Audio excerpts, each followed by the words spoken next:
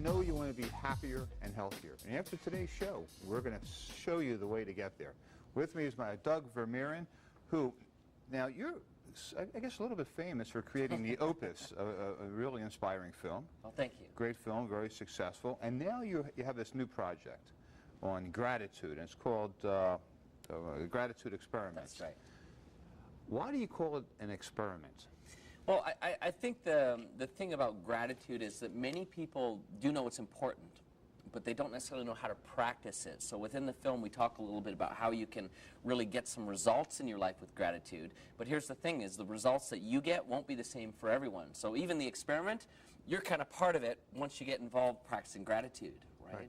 Hey, the only way to see if it works is to try it, right? Exactly. So right now you currently are in some theaters, but you also can buy it yourself, people can buy the DVD or download it.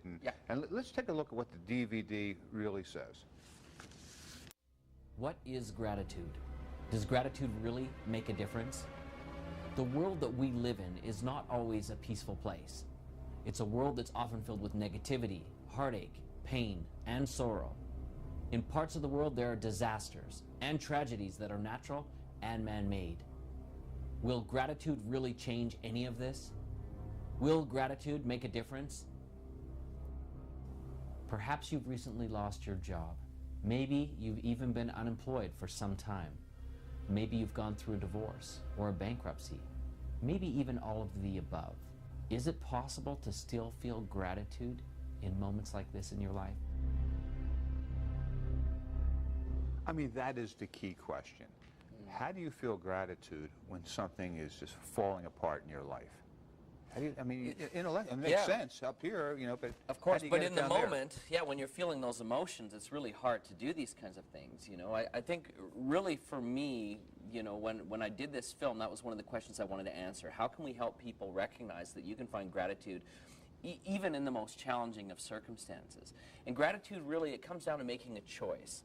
You know, keeping in mind that I'm a firm believer that when we're in the midst of that emotion, it's a difficult choice to make. So you almost need to make that choice ahead of time. You need to pre-plan it, if you will, that's the route that you're going to take. I'm a firm believer that any events that happen in our life, right, we get to assign the meaning on them. And the meaning that we assign to them, whether it's good or it's bad, it's negative or positive, whatever meaning we give it and we see in it will expand. And so as we begin to look for the positive in it, and not just to have like a happy feeling about it, but really to look for the positive. What are the blessings that are here? If we can really find those blessings, they'll expand and they'll grow.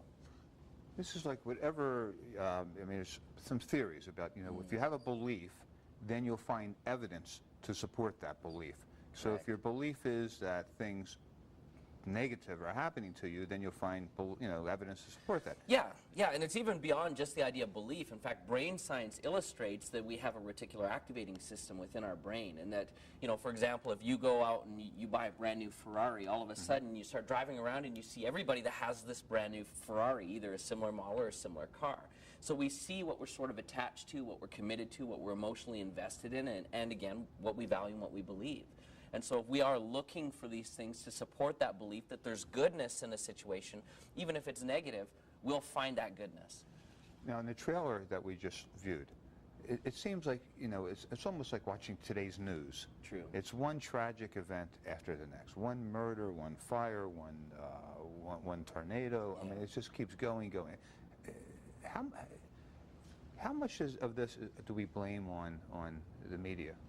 Well, you know, that's a great question, and I guess just also to your point, that's why we included it. We felt it was very important for us to come from a place of reality, not kind of like airy-fairy, everything's fine, and let's just gloss it all over and not take a look at it. The truth is the reality of the world that we live in is that there is a lot of challenge for us, and most of it is man-made.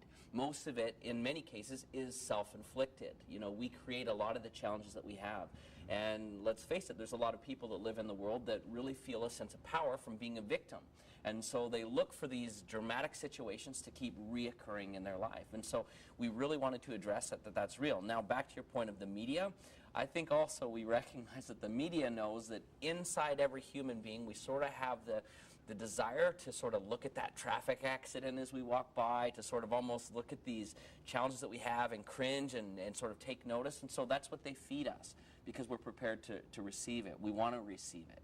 And so, you know, a lot of what we do in the gratitude experiment is try to kind of shift that paradigm, if you will, that viewpoint, if you will, that we don't have to seek for negativity. We don't have to feed on that to feel like we're a whole being. In fact, quite the opposite is true. If we can feed on the gratitude and the power and the, you know, the positive things, we can feel a lot more fulfilled than, you know, thriving on negativity.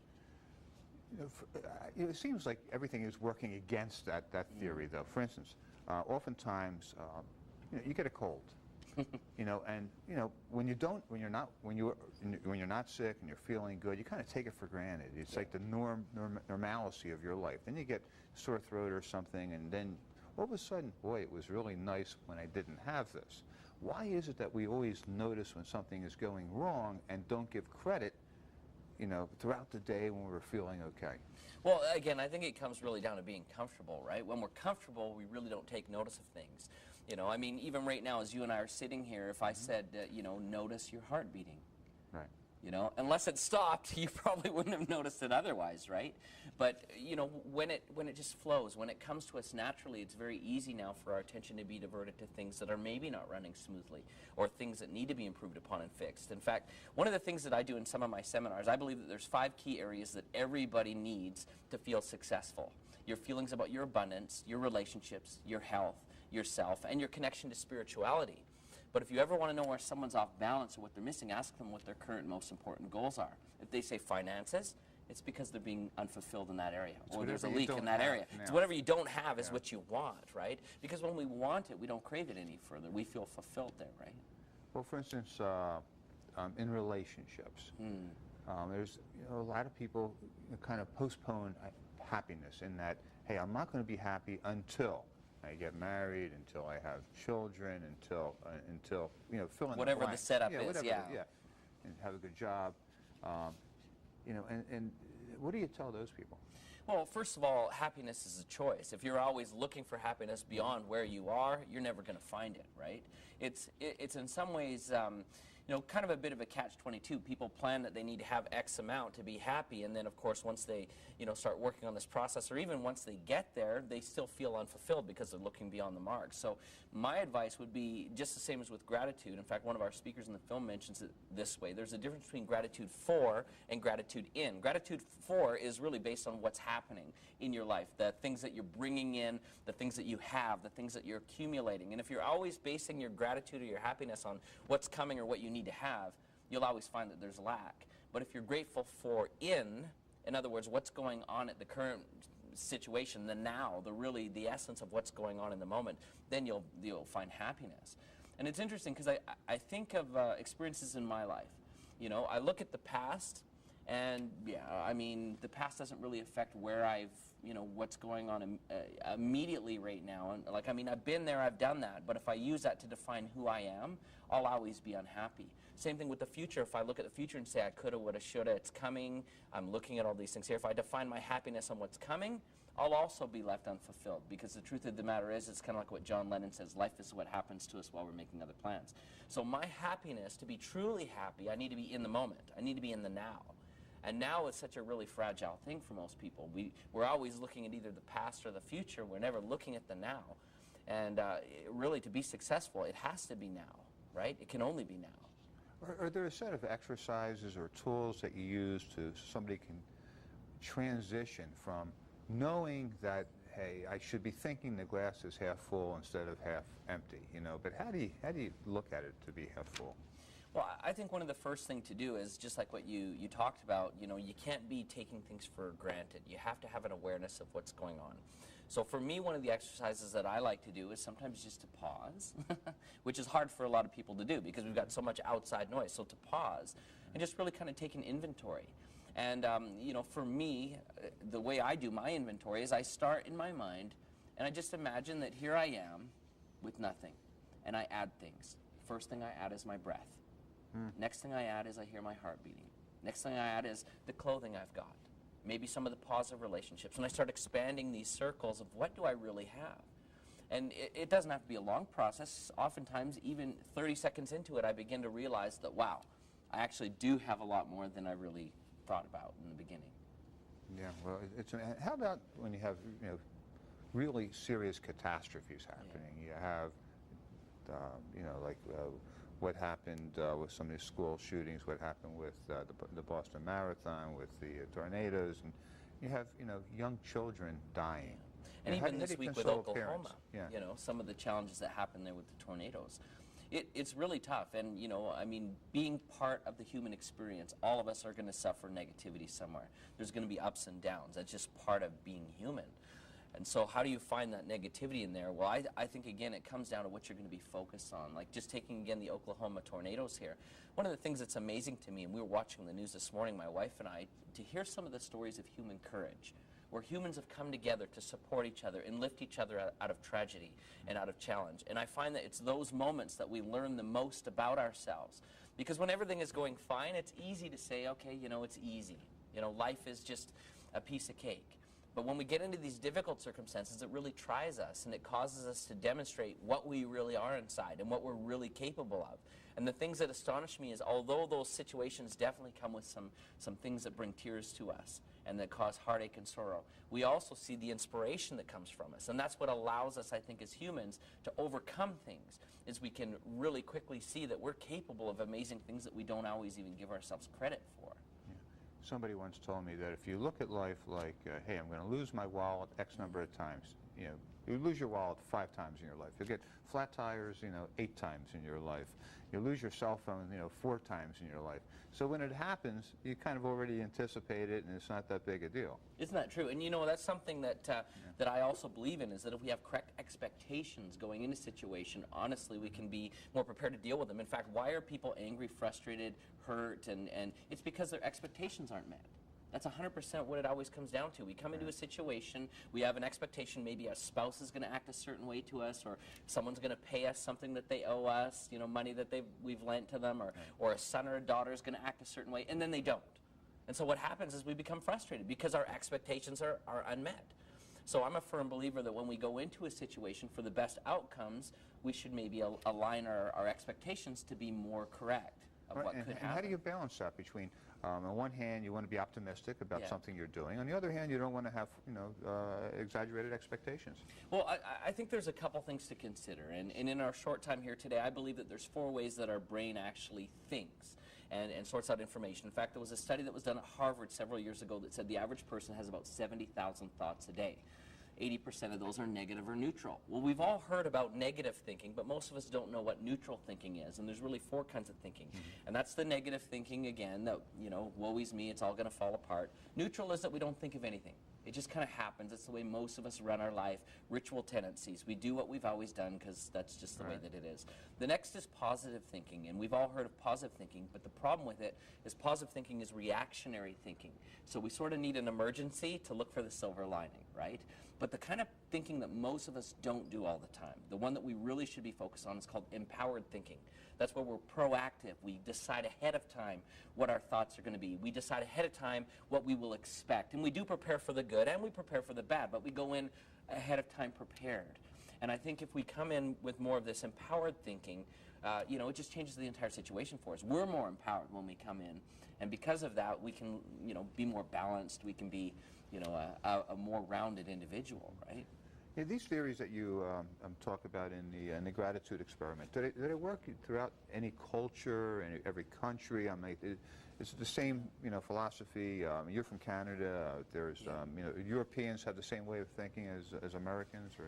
Well, it's kind of cool that you asked that question to me, because yes, I am from Canada, but I lived for 2.5 years in Europe. I was in France, Belgium, Germany, and Holland, and I also lived for a year in China. And so I've had a chance to see a little bit of the world. And I'll tell you, there are some things that are very, very different between, you know, and I did all my school in the United States, by the way, so I was here at least for 2 years straight doing that. Right. So I see the Canadians and Americans, we're very, very similar, except for a couple of the words that we throw in. You might have heard me say A. But a lot of the things that we think, our culture, we're very similar. Europeans are, again, a little bit different, but there's a lot more similarities to us than, say, in Asia. When I was in China, night and day. Very, very different culture, very, very different ways that we sort of deal with each other as individuals and communicate. You talk about a Russian story in your book. Oh, that's true, yeah. Yeah, and also we did actually bring in some cultural things within the film. In fact, in the film we've got a story of a couple in a Russian wedding who used gratitude to expand their, you know, funds for their wedding, I guess, if you will. Yeah, I'm trying to be careful not to give too much of it away, you see. But yeah, so to answer your question, culturally, I think there are some differences. But the principle of gratitude is, in fact, universal. You know, and the ways to bring gratitude, more gratitude anyways, into our life, the laws, if you will, of gratitude are universal. And that really comes down to what we focus on expands. The vibration that we sort of put ourselves into also aligns us with that harmonious, gratitudinal, you know, flow, if you will. You know, all the things that are coming into us. So there are ways to do that regardless of what culture you belong to. You know, one of the biggest challenges I think that all parents have is in raising your children, you want them to have a better life, have more things than we had growing up. But then our kids grow up with a sense of entitlement and don't seem to have much gratitude for the things that they do have. What are we doing wrong? Wow. You know, this question of kids is kind of interesting because I've got two myself, and they're both very, very different kids. And so, you know, neither of my kids, thank goodness, are severely set in this pattern of entitlement. But I know that there are a lot that are there. But the thing that I have noticed as a parent is that I have to sort of raise them both very differently. You know, they both have very, very different needs. And I think that for me to, you know, to share with them gratitude, it's not something that me as a parent can inflict on them or teach them. They have to discover it themselves. And the only thing I can do as a parent is to be a guide. And the most important thing I can do as a guide is to really try and understand them and to listen, and where the teaching opportunities appear, to make them subtle, not overbearing. Because, of course, I don't know if this is the case with your kids, but I know that the more forceful I come with the lessons that I think that they should know, the more resistance is there. And so it's kind of like that old proverb you may have heard, is people are like spaghetti. You can pull them, but you can't push them. Okay. If you try to push them, all of a sudden there's huge resistance there. So, you know, I think it's a journey of self-discovery that you have to help ignite within your kids themselves, right? And I think we Americans are the worst offenders of that. My wife's from Peru, and Peruvians and South Americans in general raise their children much differently than we in America do. I mean, they're much stricter in a lot of regards. Like in America, I mean, every kid feels entitled to a cell phone, for instance. It's not that way in other places around the world. No, that's true, yeah, and I've seen that too as I've been in China, for example. You know, there's certain privileges that, you know, children, I think, should have to work for. They just have to make the cell phones there. Yeah, that's like they make them and ship them out. But I really am a firm believer, you know, effective parenting is really done by teaching responsibility and consequence. And children really only learn that as they see either rewards or punishments for things that are either good or bad. And sometimes I think a tendency of a parent, because we love our kids so much, is if they make a mistake, we're very quick to rescue. And I think sometimes we need to let them simmer with a challenge so that they can learn the lessons in it themselves, right? Yeah. We have a little bit more of a video from your DVD. Let's take a look at that. Thank you. Gratitude's about a conscious choice that we make to access not only the joy, but all the abundant blessings that are there for us that usually go unnoticed. Gratitude is our conscious awareness that we are in the vibration that is harmonious with abundance. Gratitude is an awareness of what we're receiving. Well, if you give attention to how grateful you are for everything you've got, everything's going to come. Living with gratitude is knowing that everything is going to be okay. It's gratitude that provides a foundation for success. I have experienced that gratitude is the juice of life. Gratitude is a matter of life or death. And speaking about death, when somebody dies, it's a very sad time, particularly as we talked about earlier with children. How do you reach down? I mean, yeah, it's nice to say you should have gratitude, you should think a certain way, but I mean, how do you really, you know, enact that? Well, you're right, it is a tough thing. And, you know, even in our family, we've experienced death. In fact, I've got 3 brothers, and my brother, just younger than I, they had a baby die of leukemia when he was about 2 years old. And that was a really tough thing for our family. You know, I won't deny that at all, that when we encounter those situations, it's a very, very difficult time for people. So how do you find gratitude now? Well, the first thing that I'd say is I don't think it's as easy as just saying it. You know, it takes time. It takes, you know, really some healing to be able to find that in some circumstances. And oftentimes that personal reflection. And I find that, you know, for our family anyways, what happened is, you know, over time we were able to find the celebration in that life. We were able to find the goodness that came in from that life. Now, is it still sad today? Of course it is. We're humans. It's something that, you know, we miss that person, we miss that little guy, and it still affects us. But at this point, we're also grateful for the lessons that he's brought. And I can see, quite frankly, looking back now, how that event brought our family closer together and was able to anchor us closer to our faith and the things that we found most important. And let's face it, when, you know, a family member dies, all of a sudden we reevaluate our priorities in many circumstances. And I know that there were members even of my own family that reignited certain parts of their life that they knew that they'd been letting go of or that they hadn't been focused on, because they'd gotten so caught up in the worldly things, material things, and the day-to-day things, that all of a sudden now when, you know, the passing of this little guy happened, everybody began to remember what was most important. You know, it's interesting how we label an event that happens to us as either positive or negative. Yeah. But at the time, we really don't know. I mean, as the point you're making now is that oftentimes you'll think if something is just, you know, terrible or negative that's happening to you, then, you know, a year or two later you look back and you see that, hey, that was a lesson or an event that I needed to experience to move on to something else.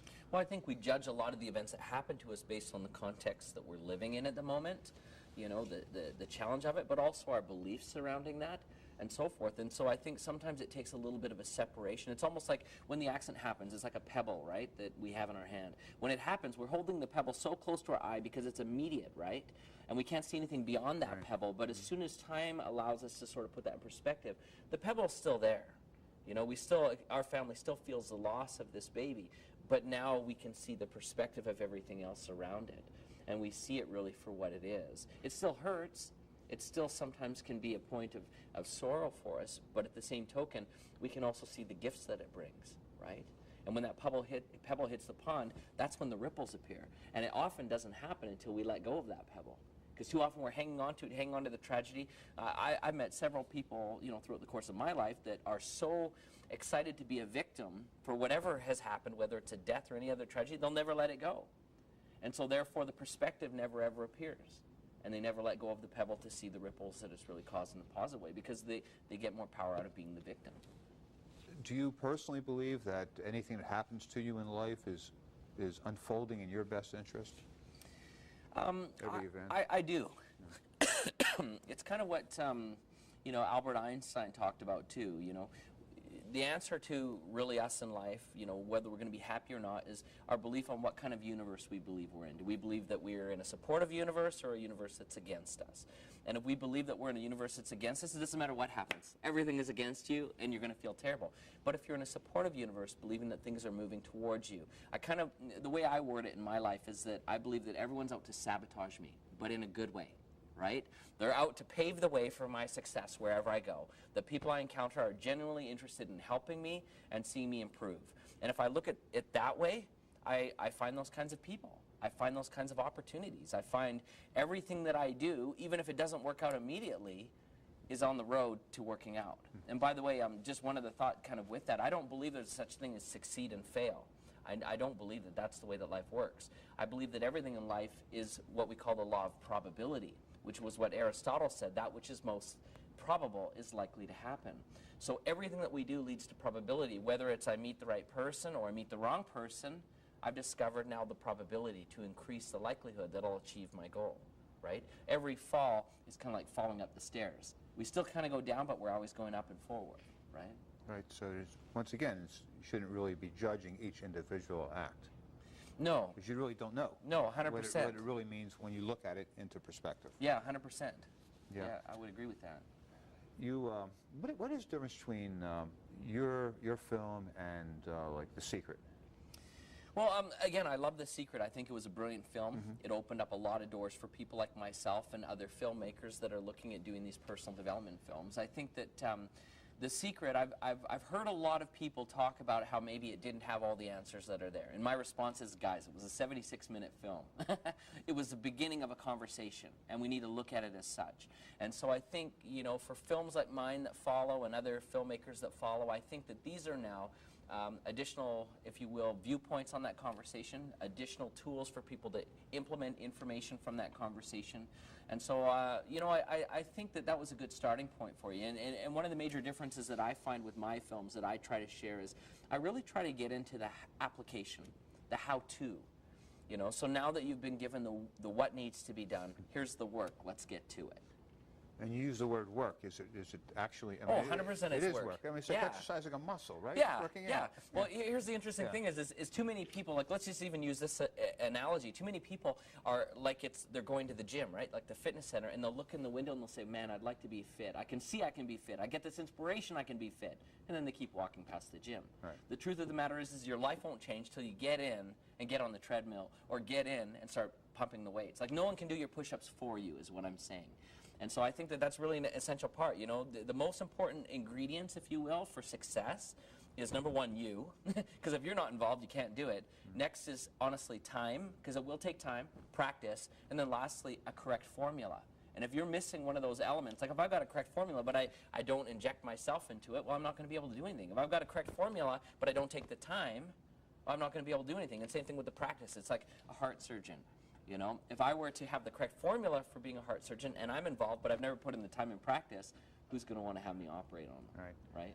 Yeah. All essential These ingredients. are great techniques.